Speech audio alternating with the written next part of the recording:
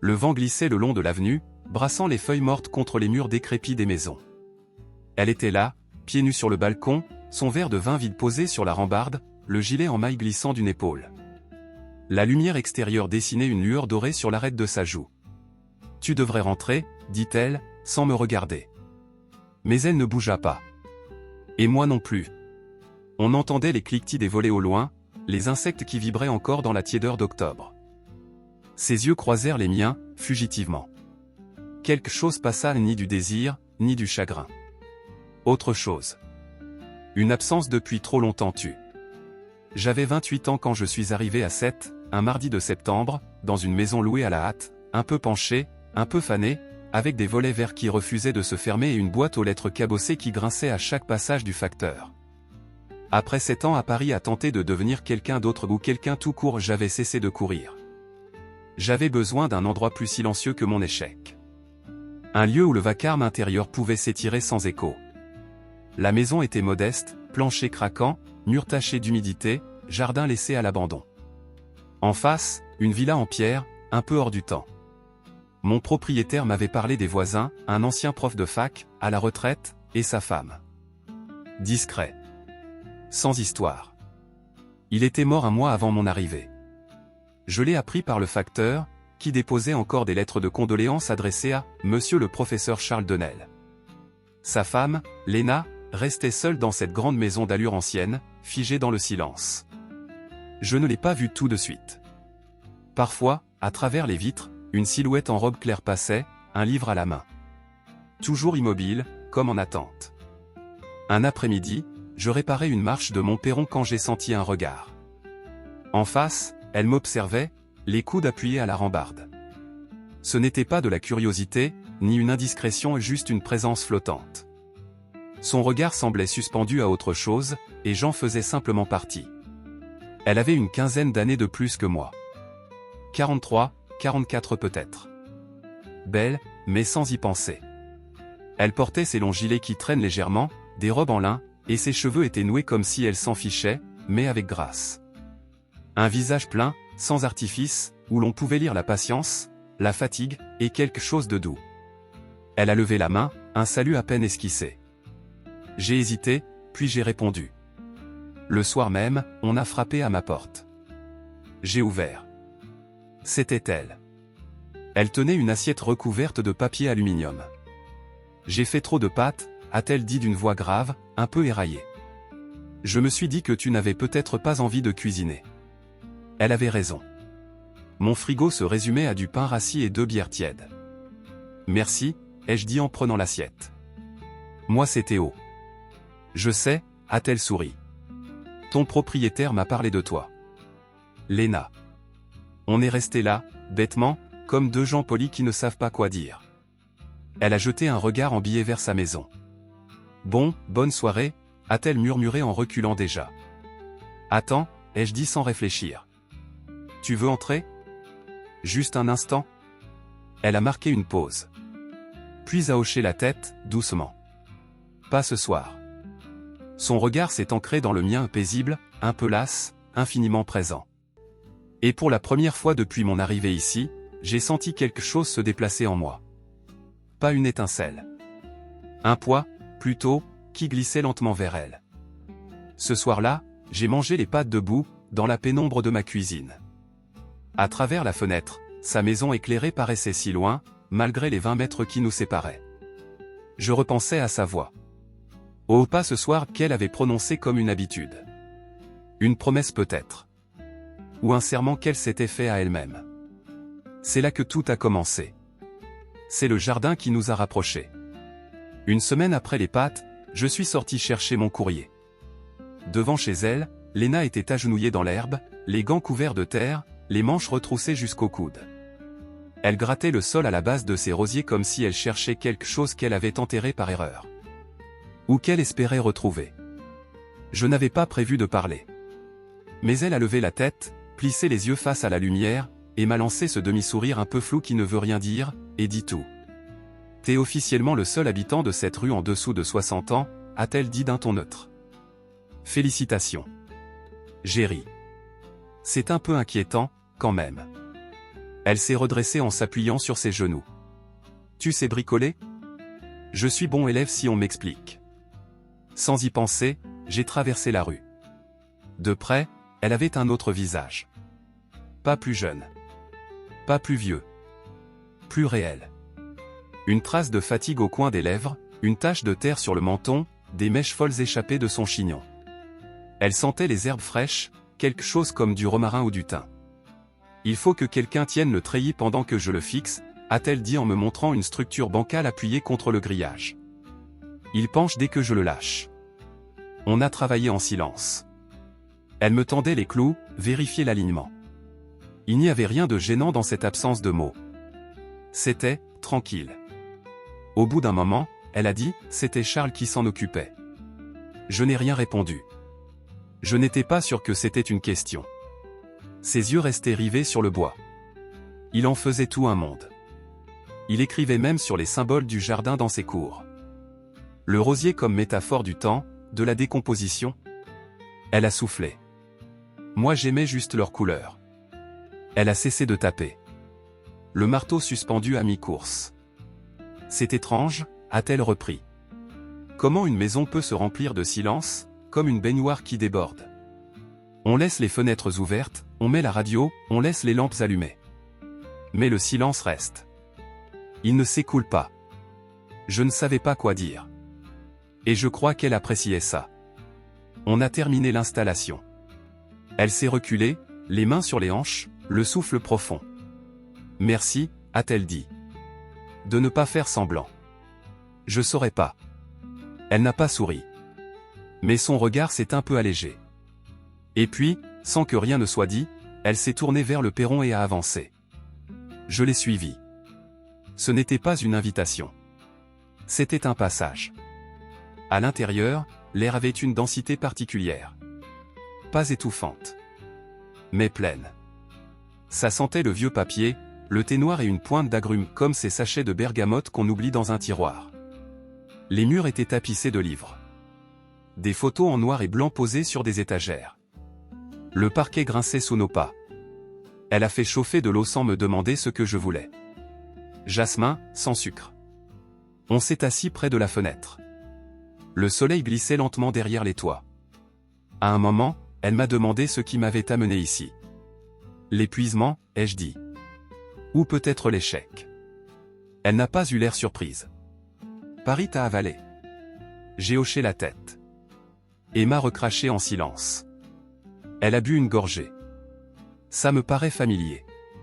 On a parlé longtemps. De rien. De livres oubliés, de chansons d'un autre temps, de l'orage de la semaine dernière qui avait coupé son courant pendant la nuit. Et dans ces échanges, il y avait autre chose. Une tension douce. Une attention retenue. Le genre de présence qui ne s'impose pas, mais reste. Je suis parti après 21h. Elle m'a raccompagné jusqu'à la porte, une tasse entre les mains, encore tiède. Je descendais les marches quand elle a dit, doucement. Tu me rappelles quelqu'un. Je me suis retourné, mais elle n'a pas précisé. Elle restait là, dans l'embrasure, éclairée par la lumière du porche. Comme si le monde derrière elle n'existait plus. En rentrant chez moi, j'ai eu cette pensée, fulgurante, c'est rare, d'être vu. Vraiment vu. Par quelqu'un qu'on connaît à peine. Et ça m'a fait peur. Mais plus encore, ça m'a attiré vers elle. Les visites ont pris un rythme sans qu'on en parle. Tous les 2 ou 3 jours, je trouvais un prétexte pour traverser la rue. Une question sur l'arrosage, un livre que j'avais soi-disant retrouvé en rangeant, un outil prêté, rendu, prêté à nouveau. Léna ouvrait toujours la porte comme si elle s'y attendait. Même quand ce n'était pas le cas. Parfois, on restait dehors, sur son perron, à regarder passer les rares voitures ou les chats errants. D'autres fois, je me retrouvais à l'intérieur, dans cette cuisine trop grande pour une seule personne, avec sa bouilloire en fonte qui sifflait doucement, ses tasses toutes différentes, comme si aucune n'avait survécu à l'unité. Les discussions étaient simples. Météo, plantes, souvenirs de lecture. Mais il y avait des instants. Des failles. De courts silences où quelque chose s'ouvrait. Un regard un peu trop long. Une phrase suspendue. Sa main qui s'arrêtait de remuer le thé pendant que je parlais, comme si elle voulait entendre jusqu'à mes hésitations. Elle ne m'a jamais posé de questions sur mon passé. Et c'est peut-être pour ça que j'avais envie de le lui dire. Un mardi sans éclat, je suis allé chez elle sans raison. J'avais ce poids dans la poitrine, cette fatigue obscure qu'on n'arrive pas à nommer, et le besoin, simplement, d'être là. Elle m'a laissé entrer sans un mot. J'ai pris place à la table. Elle s'est assise en face, un vieux magazine entre les mains, qu'elle a feuilleté sans tourner les pages. La théière fumait entre nous. Aucun de nous ne parlait. Et ça allait. 20 minutes peut-être. Puis j'ai murmuré, presque sans m'en rendre compte. Tu as déjà eu l'impression que ta vie avait rétréci, sans que tu t'en rendes compte? Elle a levé les yeux lentement. Oui. Tout le temps. C'était tout. Et c'était suffisant. Ce soir-là, elle m'a demandé de l'aider à descendre un carton de livres du grenier.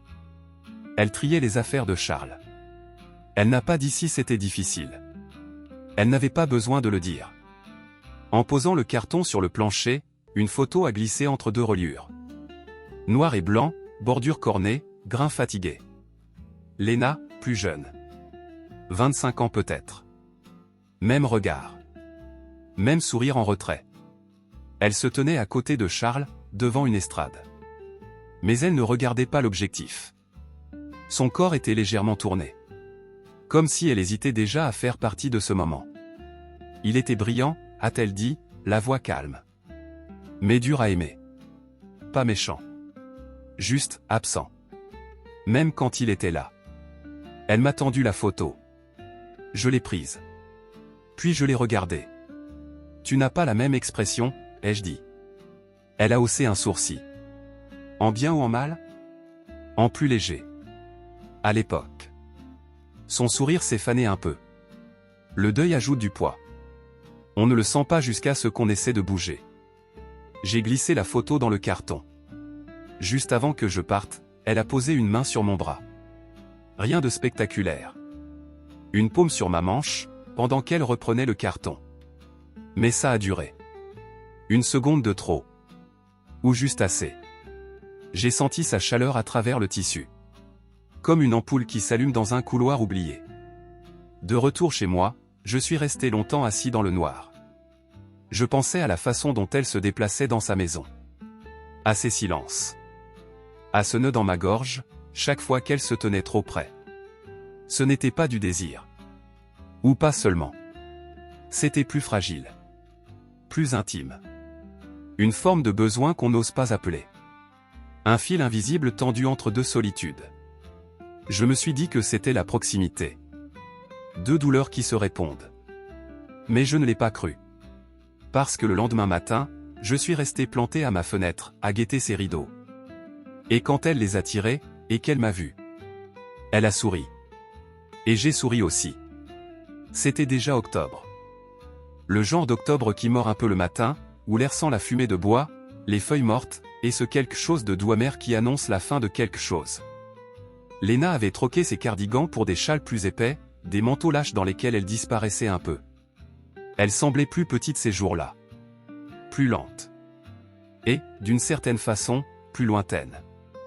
Je la croisais moins. Sa maison restait sombre. Pas de thé. Pas de salut silencieux depuis la terrasse. Le jeudi, j'ai pris sur moi de frapper. Longue attente. J'étais prêt à repartir quand la porte s'est ouverte. Ses yeux étaient rouges. « Pardon » a-t-elle dit en me laissant entrer.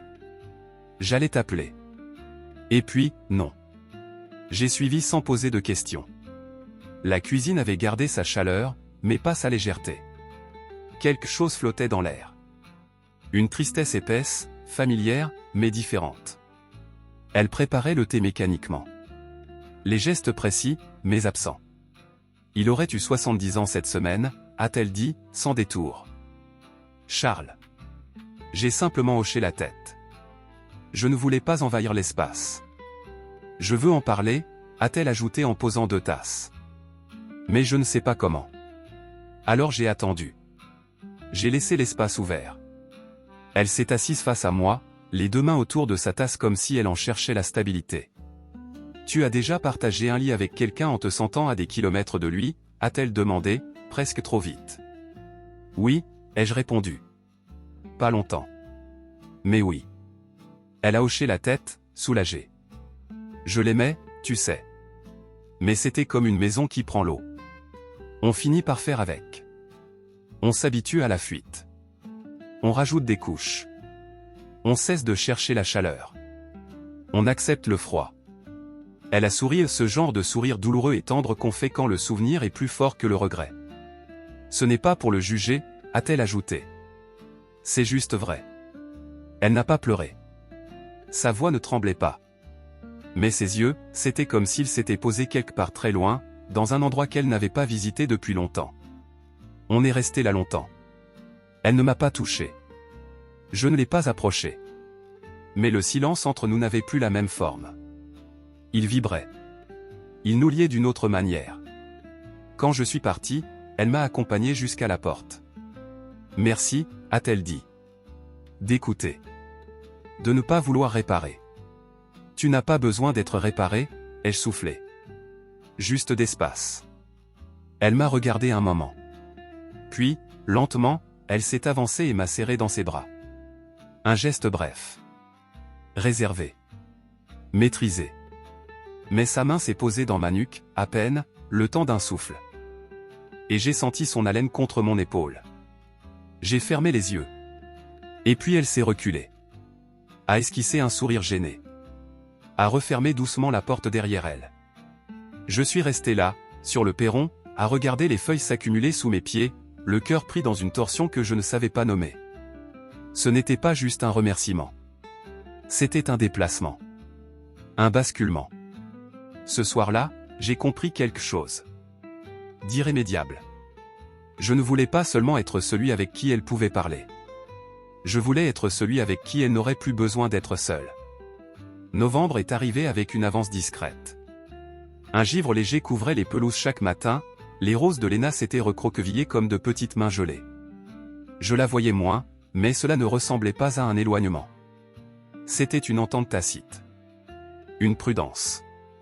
Un dimanche matin, je ratissais les feuilles devant chez moi quand elle m'a appelé de l'autre côté. « Viens m'aider à casser cette lampe têtue. » Je l'ai rejointe en enjambant la route. Elle était assise sur les marches de sa terrasse, un vieux lampadaire en laiton à moitié démonté à côté d'elle, un fil noirci sortant d'un pied bancal. J'ai voulu le rebrancher moi-même, a-t-elle dit. Mauvaise idée. Je me suis accroupi pour examiner les dégâts. Ça t'a électrocuté? Elle a secoué la tête. Non. Juste déçu. Comme le reste. Elle a souri sans joie. On s'est assis côte à côte sur les marches, l'outil entre les doigts, sans vraiment chercher à réparer. Par moments, nos coudes se frôlaient. Elle chipotait le bois du perron comme on gratte une vieille cicatrice. Je pensais avoir plus de temps, a-t-elle murmuré. Pas dans le sens grandiose. Juste, du temps pour me sentir bien. Ou du moins, pas décalé. Je l'ai regardée. Elle, non. On n'est pas censé attendre que quelqu'un meure pour réaliser qu'on était seul. Mais, voilà. Et puis, doucement. Et toi, tu arrives. Comme ça. Elle s'est tournée vers moi alors. Son regard était franc. Pas pressé. Mais il portait quelque chose. Une vulnérabilité nue. Une faille tendue. J'ai eu envie de tendre la main. J'ai commencé. Mais elle a fait non de la tête. Un geste lent. Tranquille. Pas encore, a-t-elle soufflé. Alors on est resté là. Nos jambes presque touchées. Le silence autour. Le jour qui se repliait lentement. Un chien a aboyé dans le lointain, puis plus rien. Elle m'a raccompagné jusqu'au trottoir. Mais n'a pas traversé avec moi. Les jours suivants ont glissé dans une forme d'attente. Je travaillais. Mal. Je mangeais. Peu. Je dormais. Presque pas. Chaque soir, je regardais ses volets, sans insister, mais avec espoir. Et puis, un soir, on a frappé à ma porte. Il était plus de 22 heures. Elle portait un long manteau bleu nuit, les mains enfoncées dans les manches, les cheveux décoiffés, ses yeux rouges mais pas de larmes. Je ne pouvais pas dormir, a-t-elle dit. Et je n'avais plus envie d'être seul dans cette maison. Je me suis écarté. Elle est entrée lentement. Elle a regardé autour d'elle, comme si elle découvrait mon intérieur pour la première fois. Je lui ai préparé du thé.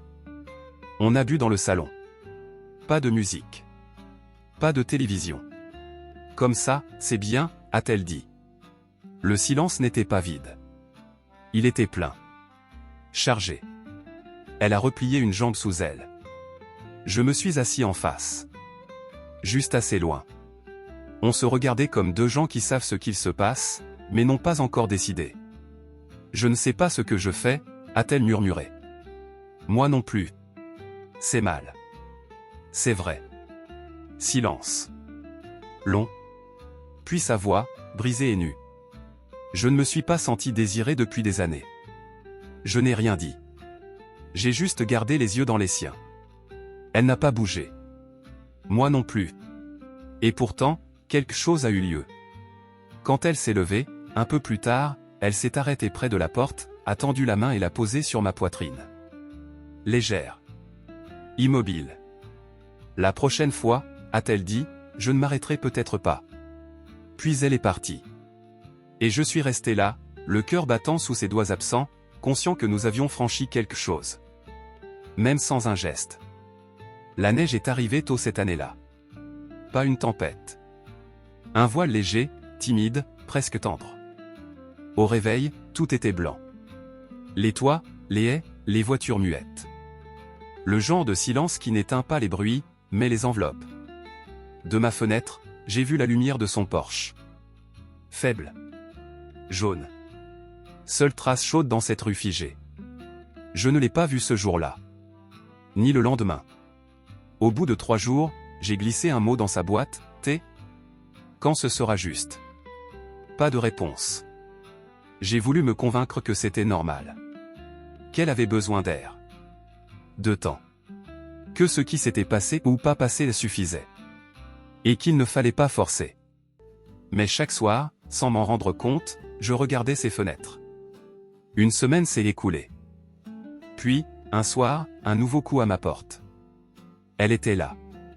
Même manteau. Même visage nu. Salut, a-t-elle dit. La voix rauque. Fatiguée. Vrai. Je me suis écarté. Elle est entrée sans hésitation, ses yeux rivés aux miens. Elle s'est assise sur le canapé. Je lui ai tendu une tasse. Elle l'a prise, mais n'a pas bu. Ses doigts entouraient la porcelaine comme un talisman.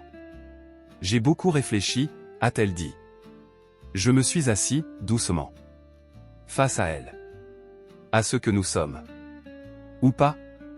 J'ai simplement hoché la tête. J'étais prêt à l'écouter. Il existe une version de cette histoire, a-t-elle poursuivi, où on fait semblant. Où on se croise poliment. On tait tout. C'est la version sage. Celle qu'on attend. Un silence. Puis. Et puis il y a l'autre. Celle où je me laisse voir. Entièrement. Sans les gestes de deuil obligés, sans cette dignité vide qu'on impose aux veuves. Elle a levé les yeux vers moi. Peut-être que ça ne durera pas. Peut-être que c'est flou, égoïste. Peut-être même qu'on va se rater. Mais j'en ai marre de me diminuer pour que les autres se sentent à l'aise. Je n'ai pas parlé. Je l'ai laissé aller au bout. Elle s'est levée. A contourné la table. S'est assise près de moi. Tout près. Ses doigts ont effleuré les miens. Puis se sont glissés lentement entre. Tu as été un murmure dans ma vie, a-t-elle dit. Un murmure persistant. Et je crois que je n'ai plus envie de faire taire ce genre de voix. Je l'ai regardée. Elle ne tremblait pas. Elle n'attendait rien. Elle offrait. Je n'ai pas répondu. J'ai simplement serré ses doigts. C'était ça, le moment. Ni baiser. Ni déclaration. Un consentement calme. Une permission silencieuse. Une main dans une autre. Elle a posé sa tête contre mon épaule. J'ai caressé doucement le dos de sa main. On est resté là, longtemps. Le thé avait refroidi. Dehors, la neige reprenait. Quand elle s'est levée, elle a remis son manteau, lentement. Sans hâte. Elle est allée jusqu'à la porte. Puis s'est tournée. Je ne sais pas ce que c'est, ça, a-t-elle murmuré. Mais j'aimerais le découvrir. Je l'ai accompagnée jusqu'au seuil. Elle s'est arrêtée. Nos regards se sont accrochés. Moi aussi, ai-je dit. Elle a souri. Ce sourire-là doux, mais un peu triste comme ceux qu'on garde pour les adieux qui n'en sont pas encore. Elle est partie. Sans se retourner. Je suis resté là, dans l'encadrement, le froid autour de mes chevilles, le cœur plein d'un poids nouveau. Pas douloureux. Pas léger non plus. Un poids choisi. Pas un amour fou. Mais une intimité offerte. Un abri. Et pour la première fois depuis longtemps, j'ai compris ce que ça voulait dire, ne plus avoir peur d'être vu.